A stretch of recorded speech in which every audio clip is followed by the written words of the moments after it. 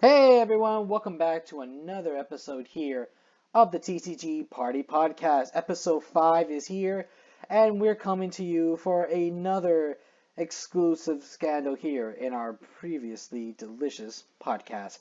Here with me, as always, is our mind game master himself, the true smarts of all card games, Giovanni. What is up, Kevin?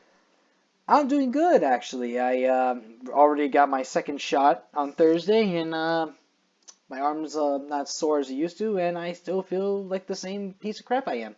How are you doing today? I'm doing all right. That's great. And of course, once again, he's back again, mo folks. The guy who likes to troll and tread himself to the Isles of Agony, Noel. What up? All right. So today, guys, we got a lot of discussions here. So just really to give everyone a moment to know that this recording usually would be on a Friday. We have to move it to Saturday for personal reasons for Geo. So we decided to move it up today, and we have a lot to discuss. So our first topic, guys, Pokemon Finals will be coming on Wednesday. So guys, if you have been working hard, or you're one of those crazy MF scalpers that we don't like to sign, because we like to mention this a lot, who actually worked hard to get these cards to work on making the decks you've been dying to make. The finals are taking place, and whoever's in the finals for the Pokemon card games, we wish you the best of luck and hoping that COVID or no COVID, webcams or face to face, however you guys are going to do it, I wish you the best of luck because this is Pokemon has been one of the biggest games that's been around now for 25 years. And this being the 25th anniversary tournament thing that they're gonna have, not like 25th anniversary of tournaments, but 25th of how Pokemon came out. It's kind of maybe a big huge deal. So to see who's gonna win it all, who's gonna Well, catch them I'm all. just as old as the TCG. What the hell? Oh, that's right. You're from '96. You suck. You suck. Screw you. Damn straight. Any thoughts on this, guys? I'm excited to see it, Kevin. Seeing Pokemon at the highest levels is always entertaining for me. That's where I started playing card games. So, I'll be rooting for whoever's playing any Zacian or any Zacian ADP decks, But I hear the favorite are the Vitini V decks. So we'll see. We'll see how it goes, It looks looking to be fun. That's pretty good. I am actually very interested with when the battle styles came out. The rapid strikes and single strikes are been pretty talked about. In fact, the rapid strike Urshifu decks are actually very extinguished in the entire card game. I just noticed in the Pokemon website there was a deck profile already shown with the rapid strike Urshifus that made it to the parts of the championships. And it's pretty nice that to see that the card game is doing well, doing high quality after all the trouble that's been going on for the last whole year, and during with the entirety of issues with scalpers going today, it's not being of a big threat. Yeah, I noticed there's a lot more structured decks, and especially for like the Lycanrocs and the Alolan Ninetales and stuff. Me too. Yeah, it's still not as bad. I just went to a Walgreens today, coming around leaving from Dayland. I was going with my aunt. And I went to Walgreens and I saw so much Pokemon packs. I'm like, I gotta get it. I gotta get it. But obviously, it's like I'm not gonna sink my teeth into that. No, not after my birthday. Then we'll see how that goes. But to be fair, I can't even buy cards even by then because I gotta prepare myself for the Pokemon Sinnoh remake pre-order, and I hoping to God because E3 is coming up. We're gonna talk about that later that we are going to hear much about the Pokemon games because I need to know if they are going to legit do what they're doing in Japan with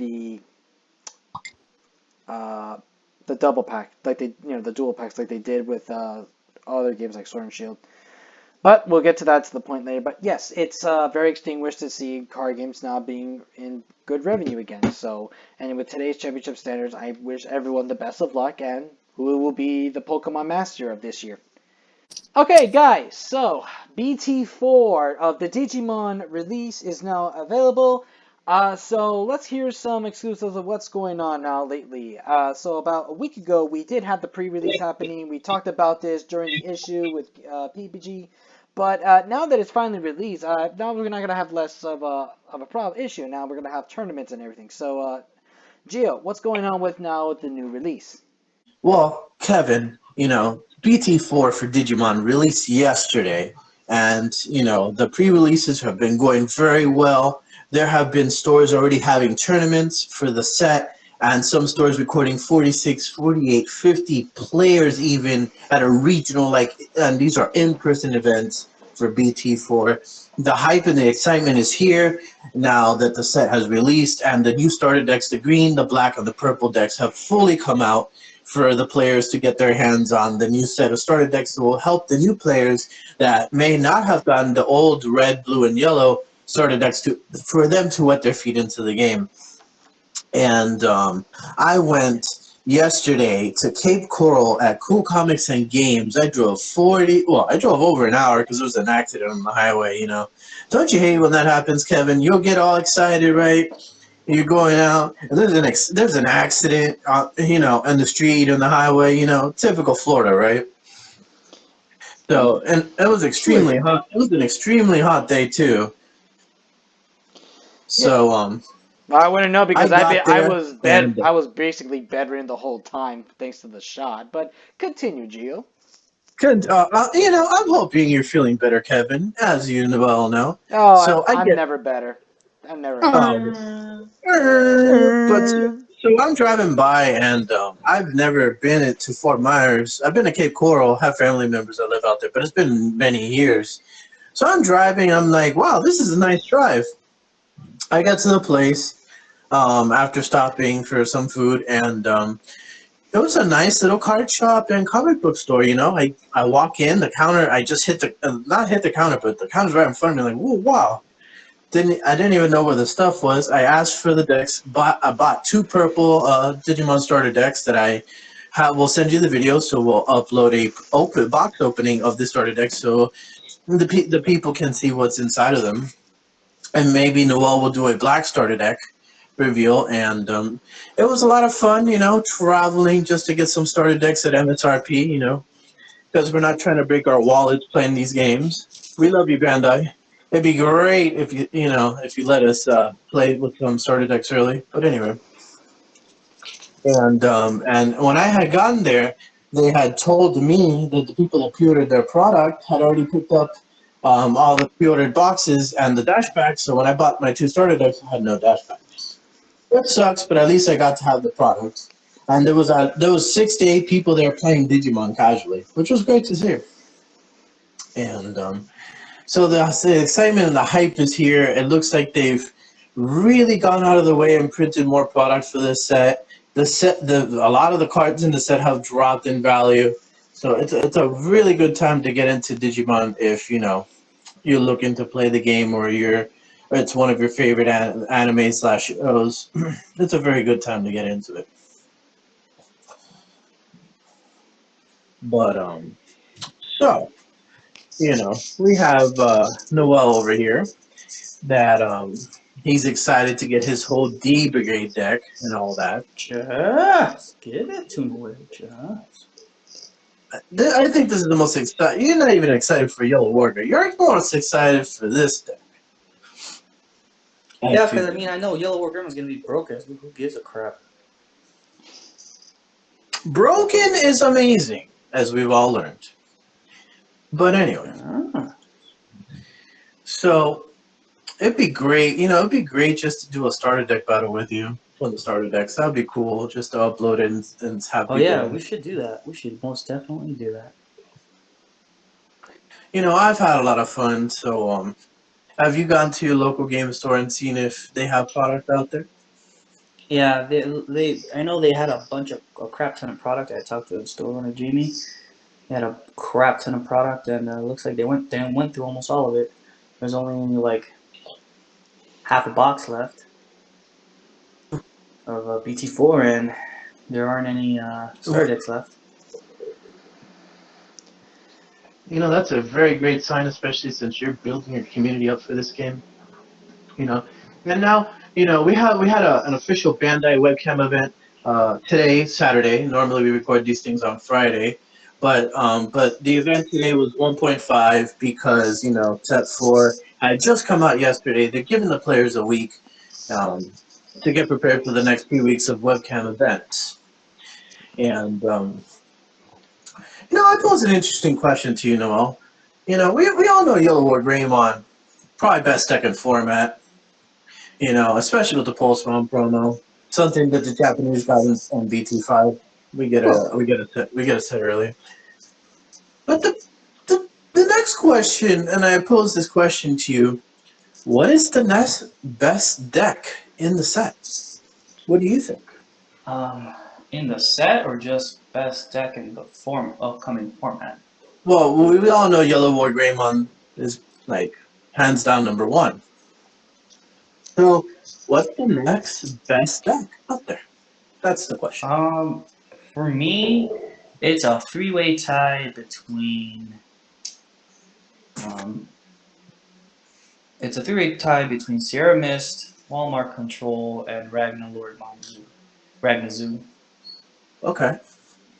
Well, you're picking. They're all zoo-like decks, but which is there one more particularly at the top for you, or it's around the same range for all? I feel like it's just uh, for it's three-way tie for them. Like it all excuse me. It all depends on like how prepared you are for the matchup and um, whether you break or don't, and how skillful you can play the decks. To be honest, and how much luck you have on your side. Because it feels real bad when you hit security and everything and then the thing you're shooting with just drops dead. Feels real bad, especially with Walmart control. That is just ugh. Yeah, those are some really good points. The Sierra Mist thing. That I think that will probably be the most popular Mega Zoo deck in this format. I mean, I know that Danny and Jose from Team PPG shouting out the boys. I think that they're playing the deck, and so I'm going to see it here locally, and I think there's a lot of hype. Because Rookie Rush and Megazoo are like the two decks that existed before BT1. Players made them, so I think they're always going to exist. But now that you can, Kaiser nail a Puppetmon off a Chaosmon, it's a really Yeah, powerful deck. that's gross. That's just. I mean, there's a lot of other things that deck can do, but I can understand why you're going there.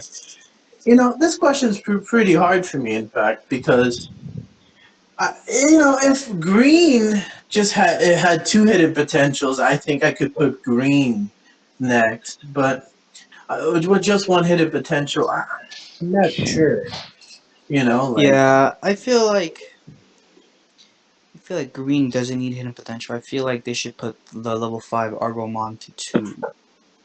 I mean, that would be nice, especially after they gave us a tournament alt art and the tournament promos for this stuff. That would be great. Yeah, I feel like hidden potential should be at 0, and level 5 Argomon should be at 2. Well, interesting point. The Andrew Woolman for the Yellow War Greymon deck, it summons free dudes that are not in tapped or rested like the Argamon, and she's at 4. So I mean, it's pretty interesting to see when the yellow hits come in BT5. Because Bandai, we played Dragon Ball Super. They're gonna tone down yellow at some point. Never. Never. I mean, we all know it's coming. We are the supreme color. Uh, All hail even Noah. even No. yellow in Dragon Ball Super got tamed down, even though it comes back up. I mean, it's probably gonna stay solid, but Yellow and the, Dragon Ball Super will live forever. Deal with it. Just of course, amazing. the Frieza mark. Anyway, so Green OTK looks like a really fun deck, but since Palmon's expensive, you know, I don't think that I really think, and I'm gonna go a little. This might be a little bit of a stretch. I think Rookie Rush is going to take a back seat, especially if Megazoo is super popular, like I think. But I really think this purple Metagurumon Anubismon deck excuse me, has the chance to be the next best deck in this format. And I'll tell you why. You remember the 1.0 format? Everybody was hyped for purple, and Mm-hmm. purple was seen a lot in the webcam. Trash. No, it was never trash. It was tier one. Now that all these purple players see that their color is back to tier one with the promo, why wouldn't they go back to that deck? And it's pretty skillful. It's not like, you're just doing stuff and stuff like that. And yeah, some people get turned off by it, but the ceiling of that deck matches the high roll ceiling of Blue Imperial, which is the other deck I'm gonna list. If I didn't name that, I think Blue Imperial has a place as the aggro deck. Putting that timestamp clock on Yellow War Greymon, like all the aggro decks do in Dragon Ball Super when it's aggro versus aggro. And I think you need a game plan that either you're gonna be really aggressive, take the tempo, or Yellow War Greymon against the Megazoo matchup, and you swing your War Greymon, and he dies off security because you're gonna hit something big. That feels bad. But I feel like the Yellow War Greymon player can play around that and just start building board presence. But what does the Yellow War Greymon player do when he's faced playing on a clock? And he has these decks. The purple Metaguru can Digiburst two nail bones and summon four dudes and present game whenever it wants to. And Blue Imperial's very aggressive. So I think Rookie Rush takes a backseat in the set. Even though they have the Lobomon that's really good, and I feel because like Yellow or Greymon would have to start like. I think what's amazing about this game is that you're not constrained like in Dragon Ball or in any other or in Magic for that instance. Just like if you're a tall deck, you don't just go tall like oh you just lose.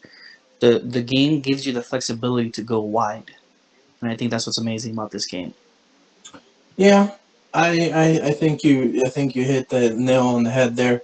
Because Red Brawley in Dragon Ball Super for our Dragon Ball fans, Angel and Kevin and I were just on Untap, and I was watching Angel and Kevin play. And as you know, that's an aggro deck that goes tall, but the version we were playing was a high roll. You can go tall and wide. Which shout out to John Mazzaro that he topped a webcam event with that version actually. And but that's what's great about Digimon. You can go tall, you can go wide, you can make blockers, you don't have to make blockers. You can give your opponent 10, you can give opponent 1. The game is still played in the way that we want to play unless you predict, Yeah, then you're But just screwed. but I really think, yeah, I understand that, the format's going to diverse itself. And I really think BT4 is going to be the start. This set's going to be the start of where you see the really good players separate themselves from the really bad players. I don't think these decks. Um, I don't. It's not like I'm not saying. I like the Rookie Rush deck, and I'm not saying like it's like Brain Dead or Helmet or whatever. But I feel these BT4 decks are not they're straightforward to a point. Like you really need your sequencing. You really have to know what you're doing with these decks. I don't think there's a deck out there that you can pilot. That will just give you an auto win. So Yeah, like if Yellow War Greymon is the competition, except for Rookie Rush. sure, but its level, it's hard. If you're going against Megazoo, that sucks. Well, I mean, Rookie Rush before Megazoo came into existence. Well, if you're playing, Rookie Rush has always had a good purple matchup. Rookie Rush into yellow isn't bad, but that World Growlmon can neg your board. And the slash, like if you give them enough memory, the Warground to slash is going to kill 2 or 3 things, or they could swing into it and then do all that. But Amazing. it's going to be interesting. We're gonna see where the format goes, but seeing how yellow is the most expensive and Lucymon's Altart are obnoxiously high rate, and the regular is almost $80. I mean, if I could see it being popular, but I can't see it for like we got about a week, right? So I Yeah. could see a lot of green for the first week, and then it transitions off. But I don't know. I'm expecting a lot of like affordable decks for the first webcam because, Mm. and as well as me, that aggro is always the best answer for week one in Bandai games. Yes, this is So, 100% correct. so if Rookie Rush, Blue Imperial, the Purple Metal Guru deck, even though it's very aggressive, but it could shift. It doesn't have to be a complete aggro deck, right? A lot Yellow War Greymon's a very aggressive deck. Um, a Rookie Rush. There's multiple rookie. The Purple Rookie Rush, the Blue Green Rookie Rush. Whatever it is. I think people like either going to lean onto the budget decks or something very aggressive to finish off the game early, unless they're going against Megazoo. Well, it happens, and that's not as expensive as you would think. So for me, that's why I'm leaning towards this aggro. And aggro. I mean, aggro in this game is completely different than Dragon Ball, but the Bushi Agumon. I'm going to talk about him for about a minute. I don't understand why I'm not seeing Rookie Rush list play him. Because in Dragon Ball Super, when they gave us the free 15K, it kind of broke the game in a sense. The free 15K principle said, if I play this dude and I swing at you and you take a life, you just took a life for I did nothing and basically enhanced the game state. I'm not understanding why Rookie Rush isn't in the Pushiagamon for do the same thing. It's a guy you play, he has Rush, he's gonna swing at you and you're gonna take it security. Now, if he lives the security check, he's gonna die unless they don't have a board or. So I don't understand why people aren't doing that in regular games. And surprise people and kill them. As a one of, it'd be very interesting to see that tech. It's a very exciting times going into the webcams next week. But I just truly think that Purple Metal Guru is the next deck in line for number two for the second best deck of the format. I mean, I could see Green OCK being rivaling. Like, I think that's the triangle. But the Palmon's too expensive, so the middle guru is almost like 15 at the time of this recording. So I can see more people if they had purple make this deck. Mm. I don't know if you're here. But you never know. And if we're talking about aggressive deck, how would you feel degraded tops next week? Okay, I'd flip my shit. I would flip my shit. because it is a rookie Absolutely issue. flip it. With the level 6 coming down for 3 mana or for free. Dartramon, let's go. It, So it, it, it, it doesn't come out for free. The most it can come out for is for 3, I believe. yeah, if you meet the cards in the trash, Yeah, if you requirement. have exactly 5, it comes out for 3. So and that's a deck that maybe American players aren't used to because black is usually a defensive deck, not and Yeah, Ragnar I can't wait to just keep on. Can't wait to just keep on pushing and pushing and pushing. They're like, oh, thank God the bombardment's done. And it's like, nope, Darkramon, it has rush. Swing, you're dead. Yeah, and I mean I could see Bushi Agumon in that deck too as a one or two of because like maybe closer to one of because it's the rush mechanic having haste because Mimi was broken and she's still broken. Yeah. Having guys Imagine if they made a green rush card. well. That would be amazing because if there was a such thing, you could summon. Imagine if it was like for 4 or 5. You could summon it, swing Mimi, play a rookie. I mean, well, you play the rookie, then Mimi, swing again, and if they gave you enough memory to summon another dude with a rush, you could get 3 swings on the I same mean, turn. But if you're playing against any zoo deck, that's definitely gonna happen. well, yeah, I mean, you don't care if they die at that point, right? Yeah. I mean, imagine if we got another promo like Common, but it gave anything jamming. Oof. That really gives like a level 6 or It's a something white jamming. card. Uh, It's a eh, white tamer. It's a white tamer that gives anything jamming. that would be interesting. It would. I really think that with this set, we're going to see the expanded growth of Digimon. People complaining about scalpers and this and that, and I mean, products. scalpers are everywhere nowadays. Yeah, Trading and I vultures.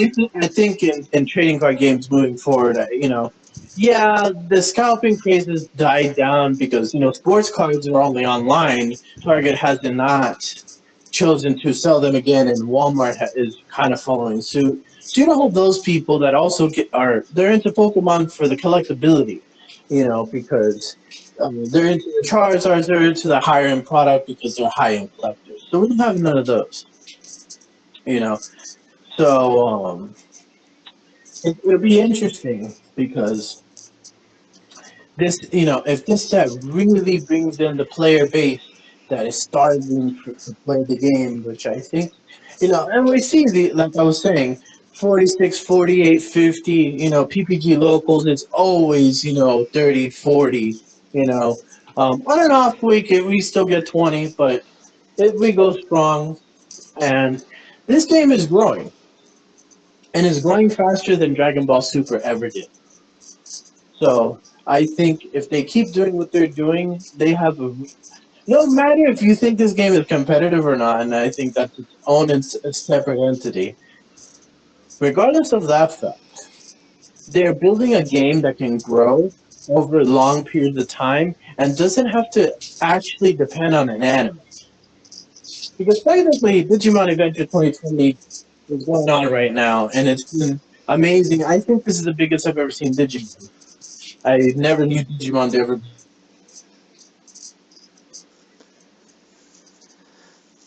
I'll tell you this, that's really big, guys. And I'll tell you what's It really was always big. in the shadow of You Pokemon. know what's really big in Digimon? Like, I'm not saying that. No, I'll tell you this. You know what's really big? What? The fact that Geo's about to get really trigger what I'm about to say. Okay. I played the Digimon tutorial app the other day. Oh, Whoa! I'm triggered. okay. And It uh, helped. and it actually made a lot more sense than the way Geo was teaching me how to play the game. Because I had Oh, Whoa. no. Get fucked. Whoa. I mean, I taught David how to play, but I also taught him how to play with Rookie Rush. I So, I had to Bring try. that deck I home. had to literally learn a couple times. I have lost, but I learned from failure, as most people have done in the past in their terms. That's why they later became Yeah, best way to geniuses. learn is to get your shit pushed in. So so, so, I so which learned. would? Uh-huh. I Keep going. learned. It took me a while to beat the blue deck with the red deck first, so I can understand how it works. When I finally understand the mechanics of the game, I finally understand how the fuck it goes through. Then I completed that. Then I did easily beat the blue. After I beat the blue, I easily beat yellow with blue, and then I won yellow with red against red, and that's it. And then I complete the tutorial, and I'm like, oh, that's how the fucking game works. There you go. Simple as Wow, that. so are you finally gonna play the game, you ding dong? No, Whoa, whoa, whoa, I whoa, mean, maybe, I offered to maybe. I'll send him. give you a maybe, but I offered to send him a trial deck or something so he can, send me the black try one. to. Send me black. Black. any black? Black. I want to try. Wow, I want stop to. I copying want me. to. I mean, that is your playstyle, Kevin. Actually, you couldn't I have chosen this. I want to try black. Fuck it. I don't give a fuck what Noel thinks. And by the way, Noel, you said 12 colors earlier. Bullshit. It's 6. I was trolling you, bro. Chill out. No Oh, way. Wow. no way. No So way.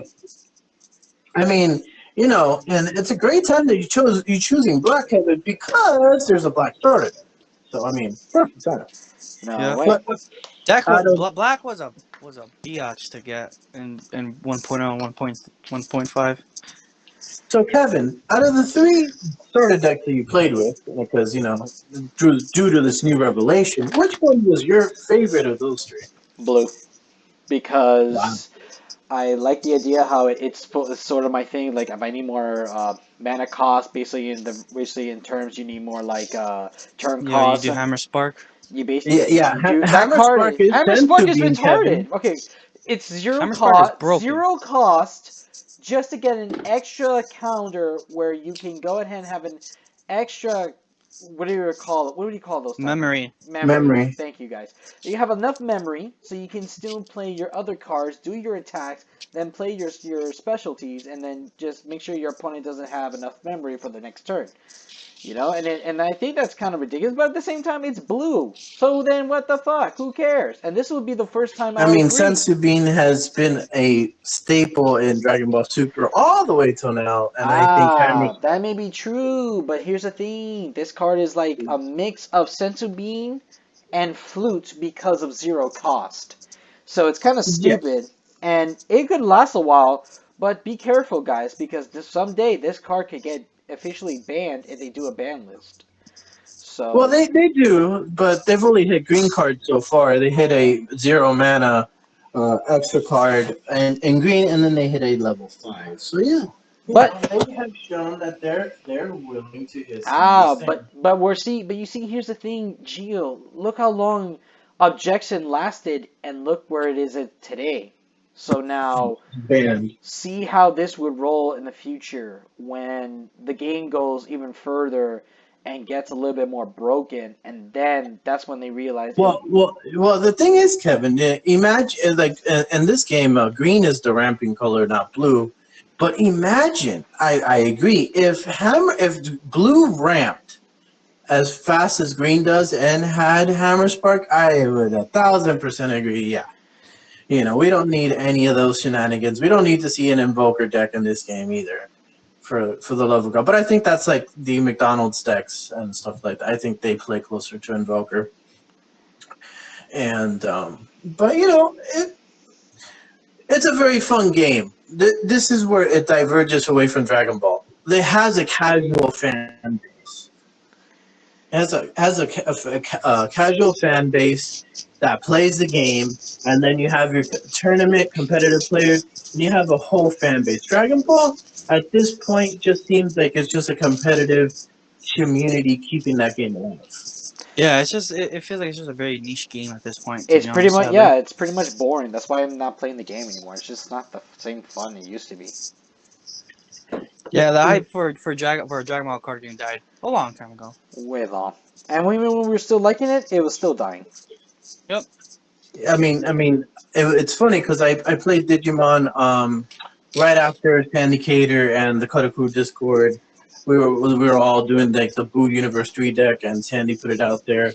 But Digimon in Japan was coming out, and I was just having more fun playing that game than I was Dragon Ball. I mean, that's the thing. Bandai, if they want to make this game still last long, just don't rush it, don't push it, just take your time. Unlike what they did when Dragon Ball was doing okay, and then when Set 3 came out, they overrun it, and then it just turned the game around, and it got a couple of negative feedbacks, and then people were rushing to the game. Then Set 4 became the most cancerous set in the entire game, in my point of view. I know there's more sets, guys, but to me, Set 4 was really cancerous when they had the flutes, when Sensu being objection was bullshit, Oh, all that stuff, and the SS3s and the bullshit. I mean, that's when the Trunks game Unyielding Spirit. Oh that my. shit fucked the game up so bad. It was pretty much getting a lot of negatives on that. So I mean, I enjoyed Set Yeah, 4 format. let me go Bardock into Goten scrambling assault into a flute into into a Trunks unyielding spirit. Untap. Keep on playing shit. You're dead. Lamau.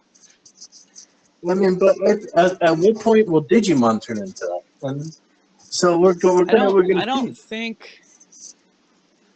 Well, I mean, Jessmon kind of plays stuff for free that are blockers that I'm kind of like, oh, and Lord Nightmon also plays I things feel for like free. as long as they don't make too many things free, I don't think that it'll ever get to that point because of the memory gauge system.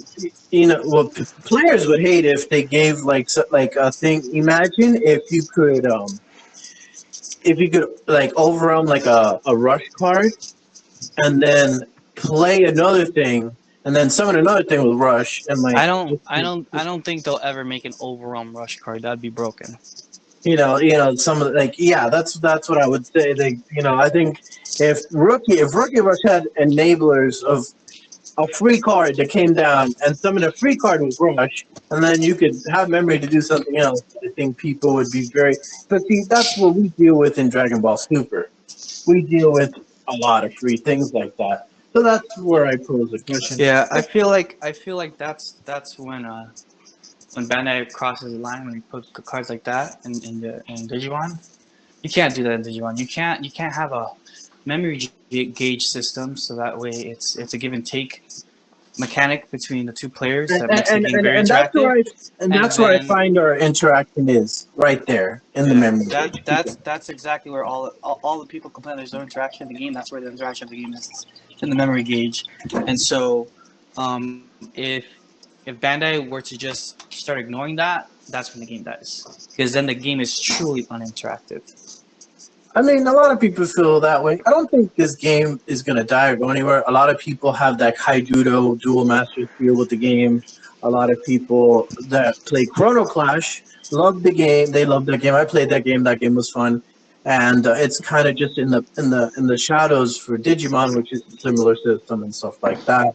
Yeah, but you Well, also understand when you say this game will never die, you have to be careful because we said this about Dragon Ball, and what's going on.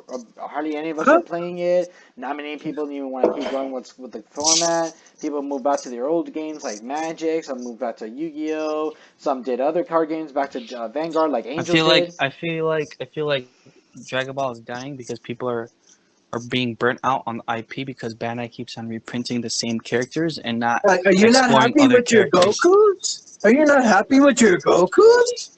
Yeah, exactly my point. Hey, here's another Goku, and another. Here's another Vegeta. Well, I'm triggered. You're triggering me. Hey, but Digimon's doing the same thing here. Here's an Agumon. Here's an Agumon. Here's an Agumon. Here's a Gabumon. I mean, in set 6 with the Bonds of Courage Agumon and Gabumon decks, similar.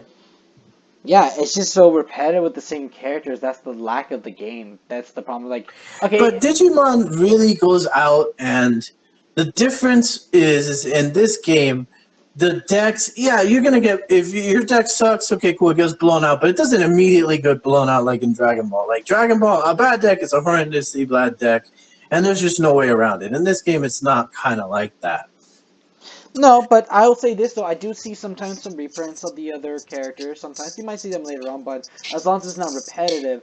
But I was also gonna say like the difference is if you say like repetitive cards, kind of like um, let's say for example, we see all the Gokus, Vegetas, the Friezas. Pokemon can be repetitive too, but for them, what they have to do is sometimes some of them are gonna get like advanced forms, like their EXs, GXs, Mega Yeah, and Evolutions, that's what's Rings. cool about Pokemon. You can't do that with Dragon Ball if you keep on reprinting the same fucking character over and over and over and over again. And that's what Where's that's my Videl and Chatsu leaders? Just yeah, tell me. where the shit's that? Where's I don't fucking know. Where's my Deborah leader? I want a fucking Deborah leader, dude. Give me a motherfucking Deborah leader. Scientist Fu. Give me, well, yeah. Where the fuck is that? He was like super hype when he first came out. We don't see shit about him now. Where the fuck is a Fu leader? I'm not gonna edit out this for this week. No, you're not allowed Yeah. to edit this shit around. Let him vent. That's fine. You know? Yeah, yeah. This one, Like please, Bandai, let us test things out, please.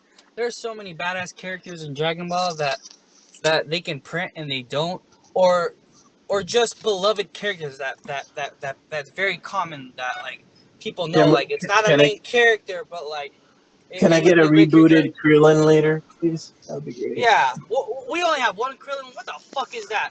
Or I don't know, the fucking Where's Holy Blue Transformers anything. Where the fuck? Where's the leader for that? Or a Cyberman leader? A Cyberman leader. Give me a damn Cyberman leader. Well, Come I on, dude. Like, what the well, fuck, man? You technically fucking the bring Nappa people from on Battle so full of Evolution. shit. all All right. sorts of shit people All give no right, then fuck about here's anymore. another question. Go Where's the more main? into Here's the Jiren, Granny. Have any Jiren shit. Make destruction, gods of destruction decks. Where the leader is the fucking god of destruction decks for each fucking universe. Where the fuck's that? Come on, dude. You guys are so fucking unimaginative. It's fucking. You're killing my brain cells. You're killing my brain cells, guys. I can't stop. I'm not editing this. I am not editing that out, Gio. This is. Noel's This is stay. disclaimer. This Dun, dun, stays. dun. This stays. This stays. We're no longer Dragon Ball guys. We're TCG. We have every right.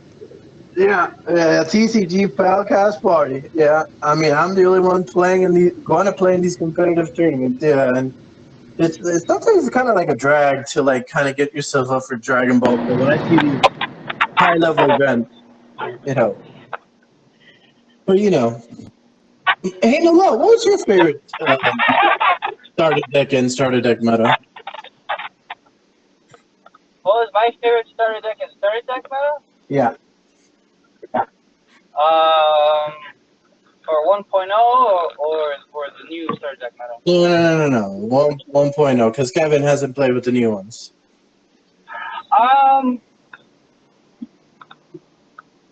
Like just straight starter deck, no adding cards, anything like that. Yeah, just red, blue, yellow. Pick one.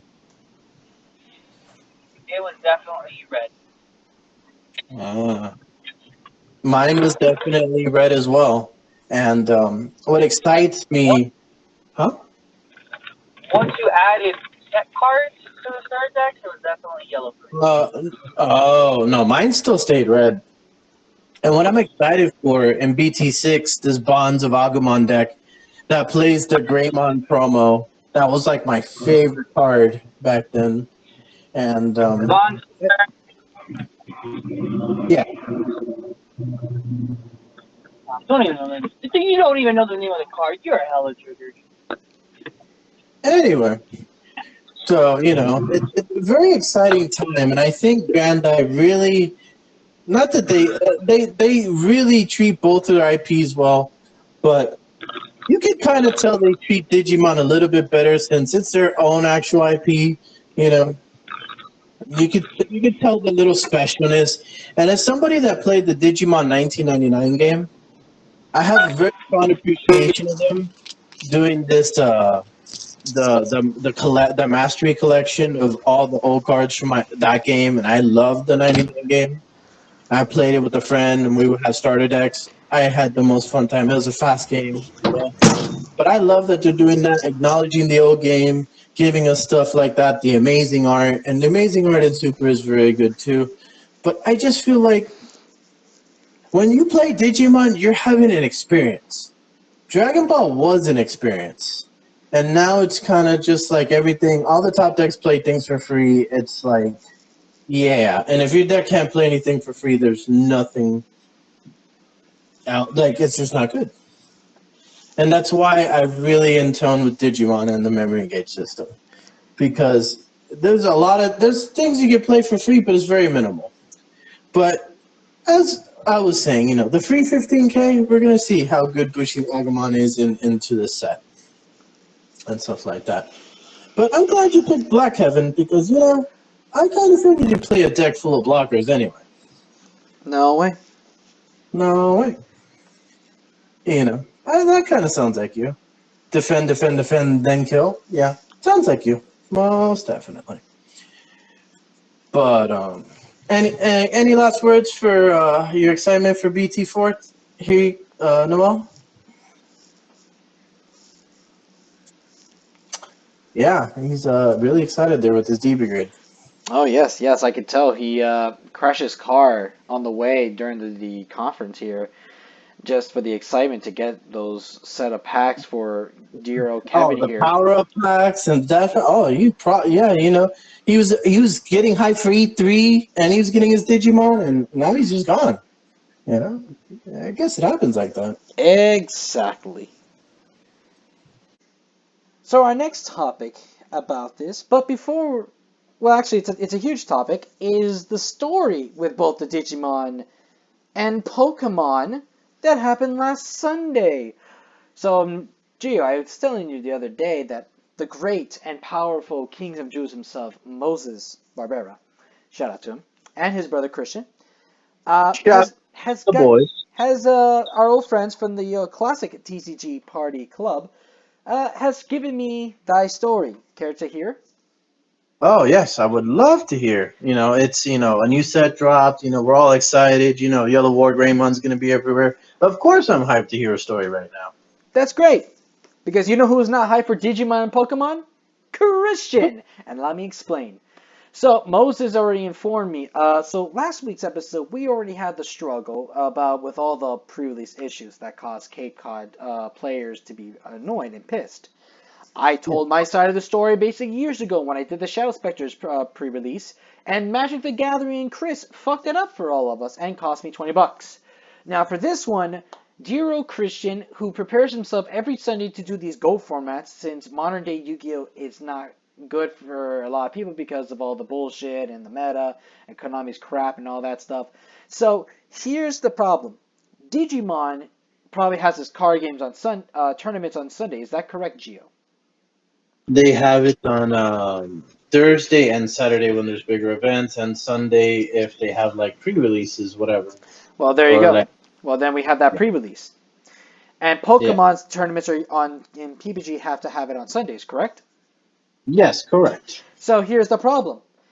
Because of the Digimon and Pokemon card game tournament already happening, the GOAT players were unable to play until 2 hours before closing. Oh, This pissed off Christian and was very annoyed and arrogant, not well aggravated. Not just him, but the entire Go players who were just wanting to go to a regular Sunday and just play a game of Goat. And because of this, they had to play it for a couple hours, and it wasn't even like a successful win. It was arrogant. They probably had nothing else to do to sit around while they wait for these two games to go off. It was like a mess. It was still another mess in the house of Machados.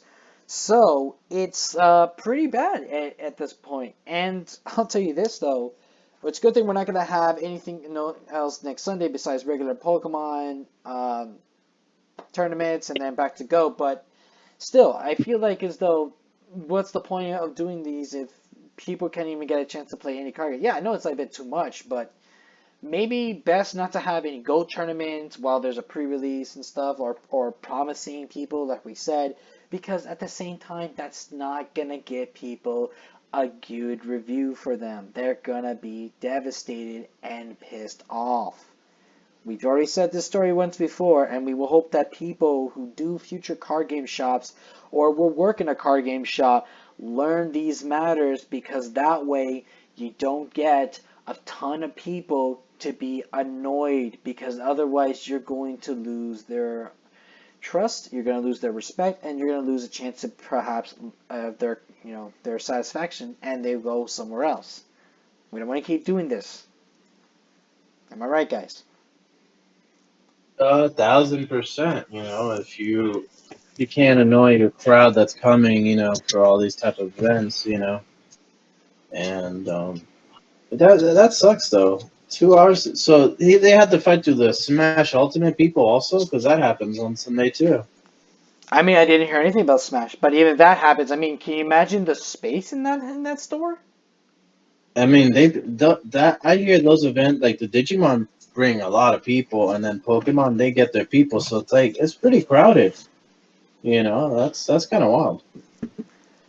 It's probably a Yeah. mess. And I'll tell you who might have a laugh if he was there that day. Stevie. Ooh, the goat. I don't know if everyone should know about the story. Okay, so everyone who knows Stevie from my channel many years ago when I used to do a couple deck profiles, y'all know what he looks like. You've seen his deck profiles. So I got to give us another story so that this topic gets a little bit funny. And Moses gives up like good Stevie stories because he hears a lot from his brother. So apparently, a couple months ago, Stevie, as arrogant as he got told by some players saying, "Hey, I like your goat deck. I'll do you for it." And Stevie accepted the Battle City rules and put his deck on the line. Mm-hmm. Unfortunately for poor dear Stevie, he lost 2 games in a row. And because of that, he lost the GOAT deck he has built and spent all money on. It's gone forever. Stevie then goes, "Whatever. GOAT format is just lame. Modern day Yu-Gi-Oh! Is what the real shit goes in." Wow, I'm hella triggered.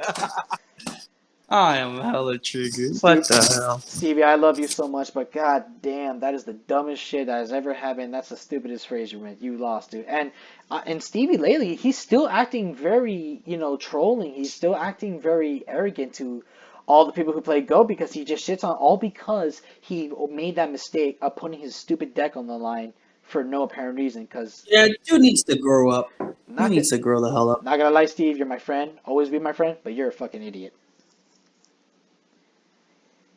Seriously, I don't know what to say. And the way he's berating people, it reminds me a whole lot of the oh god with the Trevor story.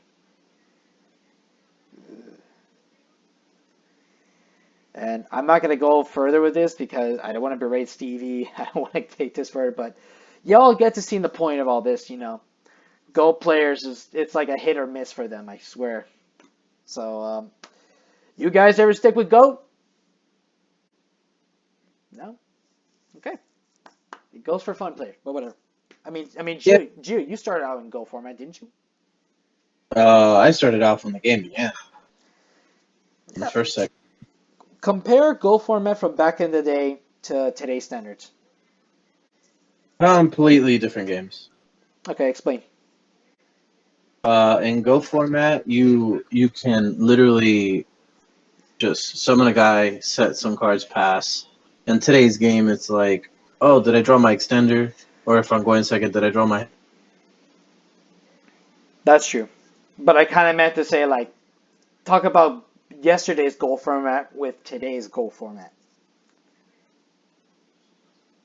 Is it the same? Is it really worth playing? Is it have the same fundamentals of laughter, fun, and excitement that they used to have? Or is it just berating and misused and, like Stevie, been misleaded? I mean, it kind of feels like Smash Brothers Melee. Like I played that game from the beginning, and it's if you look at the meta games from when it began to now, they're completely different. It's evolutionized to something grander. So I kind of feel like in the same way, like Go is kind of like that for Yu-Gi-Oh as well. I recently played Yu-Gi-Oh today for the first time since like Link first came out. Bro, they added a whole bunch of Magic the Gathering effects to the game, and I'm just like, this isn't even Yu-Gi-Oh anymore, bro. This is just straight trash. This is garbage. This isn't Yu-Gi-Oh! This is Advanced Yu-Gi-Oh!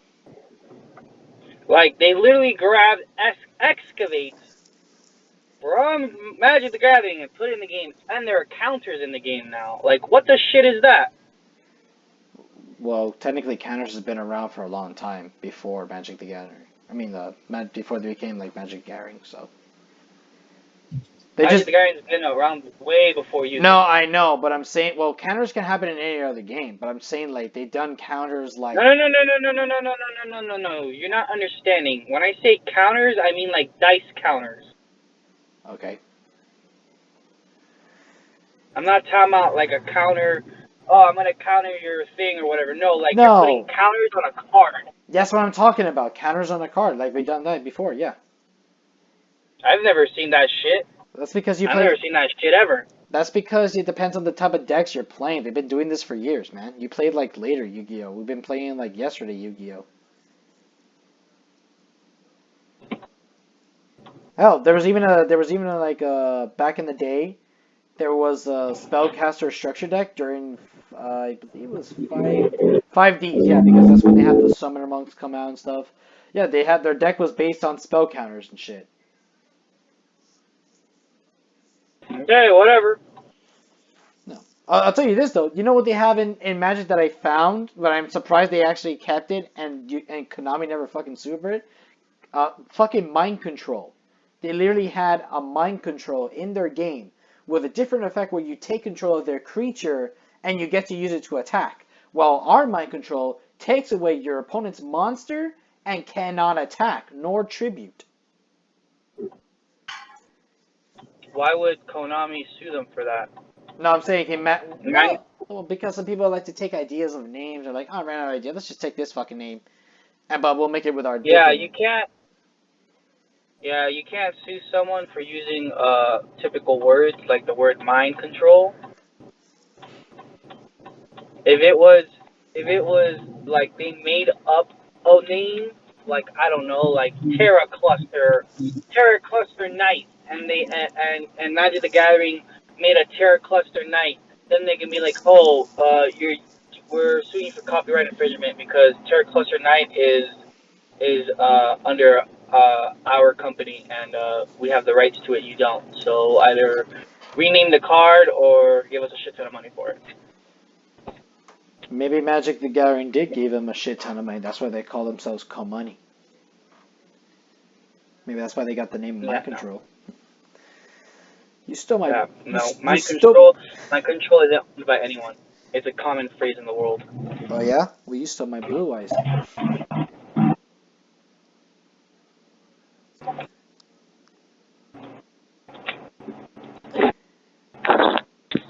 So whatever.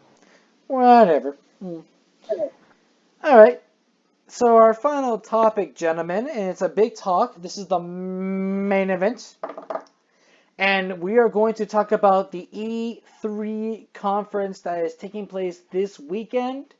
Though we've already passed through the Saturday, I'm going to have to watch that later since I have to work today, gentlemen.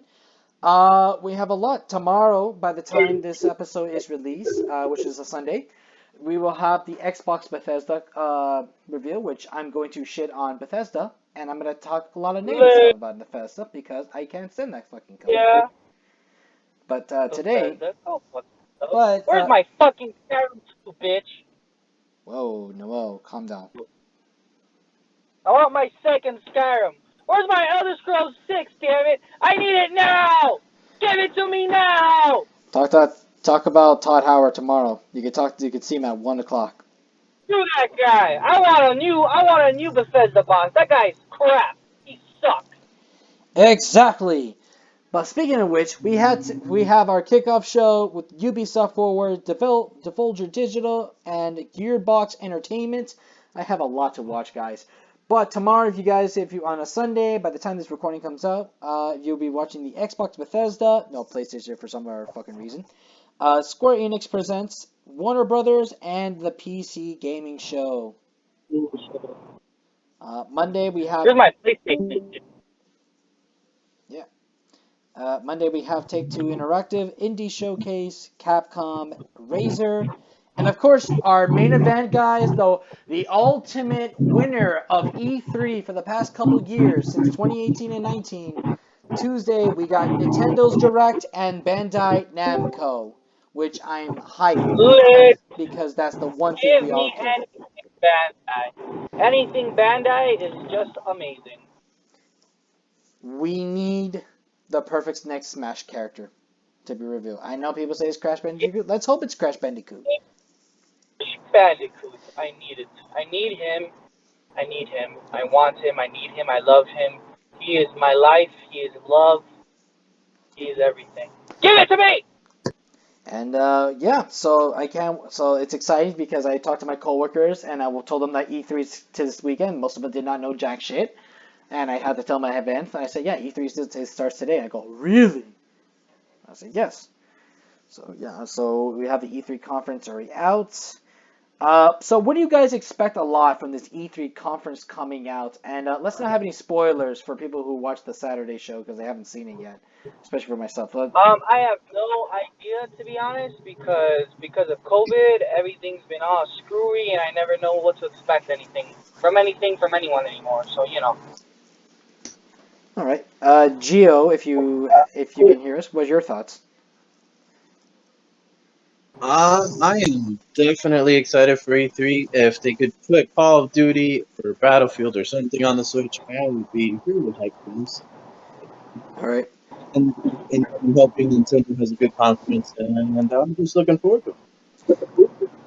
yeah, bro, if they put Call of Duty or Battlefield on a Switch, they can take my money. I don't care. I'll go negative in my account just so I can have that on my Switch. even if the graphics are shit, as long as the gameplay is good and all. As long as I can play a real fucking first-person shooter game, I'm okay. Fair enough.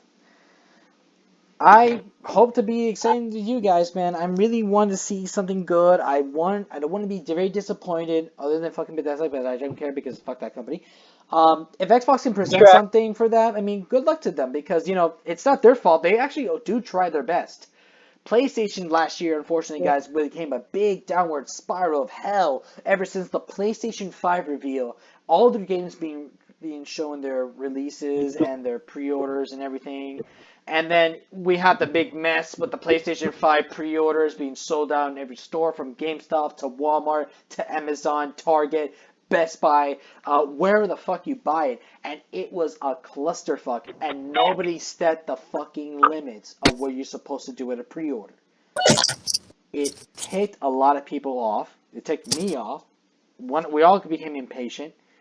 And it was a sad day. By the time the console finally released, a couple of people got bad console technical difficulties. Some people weren't smart. There's videos around where they smoking vapes or cigarettes, and it fucked up their machines already for both the Oh PlayStation and yeah, Xbox. there were people vaping into the Xbox Series X, and they were breaking. They're like, my thing broke, and Xbox had to come out and be like, please don't smoke, please don't vape and blow smoke into the console. It will break it.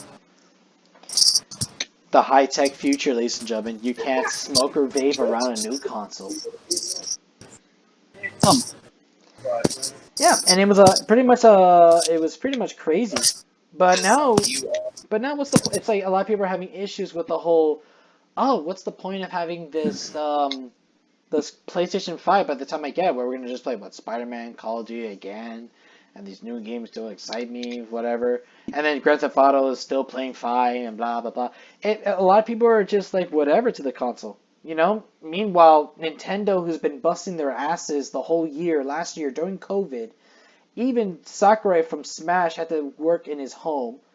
Got to see him one time in his office, but then going back to his house because the Japanese had to go through another pandemic issue again. And he's working his best to make sure that we of the Smash player community having a fun time getting these new characters to be playable and be ready. Especially when they did the reveal for Sephiroth in the Video Game Awards, and then they revealed in the last Nintendo Direct or Smash Bros. Direct, whatever you want to call it, for the new characters with Mithra and Fyra. So now we're having our next. Well, we're obviously going to know a new Smash character is coming on the Nintendo Direct, so we are prepared. If it's not Crash, just hear me know. If it's not Crash, who will be your backup plan and why?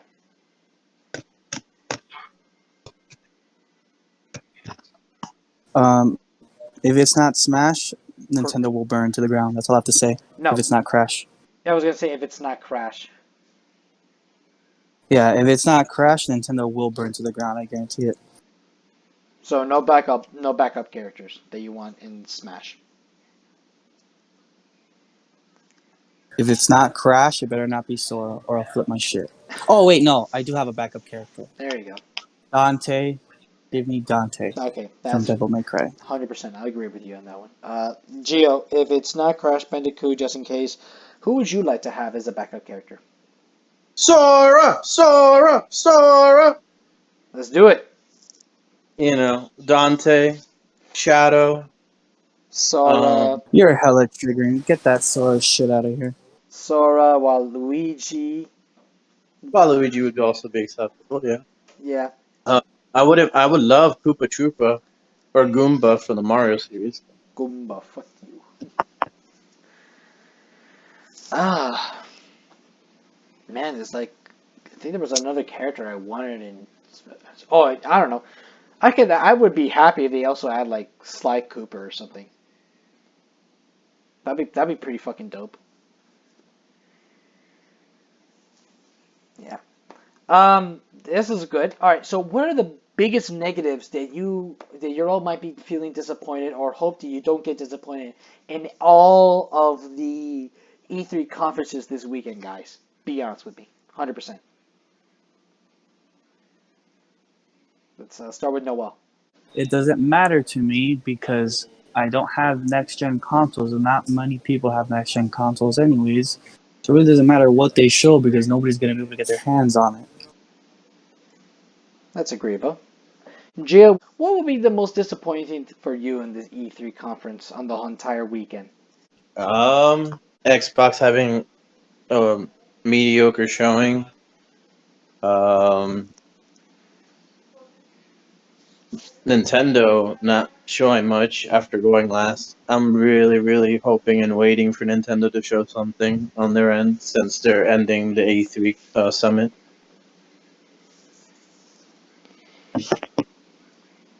All right. To me, guys, I think if we don't hear from PlayStation this weekend, am to be disappointed because I want them to basically. I know they're not may not do a explanation, but I want them to give them an explanation to at least a little bit of an apology, some way, for causing a lot of the chaos last year and not being smart enough like Xbox did, where they set a date for the pre-orders and everything so it wouldn't end up being a clusterfuck and everyone was organized and well to do their pre-orders. While PlayStation didn't announce a day and people assumed the pre-order happened and caused a massive mess and stores were selling out, people were buying out all the pre-orders and causing chaos. And I hope they do have a better day, have more PlayStation 5 consoles coming soon later this year to be sold for the Black Fridays and shit and the holidays coming up. I don't care for Bethesda, but I swear to fuck, Bethesda talking shit. I just hope that company just fucks off already. Just fucks off already. Or like Noel said, just get a new leader so that Todd Howard doesn't have to give cancer to all of the people who've been dying to play the Skyrim games for a long time and never even did his reveal for Elder Scrolls 6 because fuck you, that's why. And fuck those people who promised the big moment in the last E3 conference where it was all about streaming and pissed a lot of people off for that shit. Uh, not I swear disappointed for Nintendo. Not no explanations for the new Pokemon games because I need to know about the Pokemon. I need to know if the fucking Brilliant Diamond, Shiny Pearl do the whole collision console thing so I can have both games so I can pre-order them and then as long with RCS and I can enjoy playing both games by the time they're released. As well as another shitty fighter from Sakurai's point of view because sometimes Sakurai does not deliver for me what I want or deliver something that I'm very interested in after seeing it. Because when I saw Sephiroth, I was a little disappointed it wasn't Dante, but I was very amused and I let it slide. But then when we got fucking Fyra and Mithra, it just like another fucking sword fighter to this fucking game, and it's just so annoying that he adds more sword fighters and he needs to fucking stop because nobody wants to keep fucking playing sword fighters or play more fucking Fire Emblem characters because no one gives a shit about that. And I let it be someone good, please, because I realize that those characters, like in Ming Ming, she's a fucking spirit, and she got to be a fucking DLC character.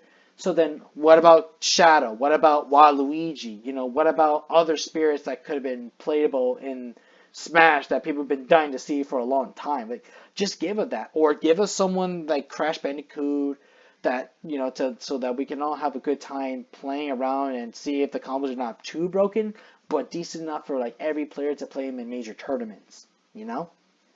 That's what I just want to see mostly in these E3 conferences.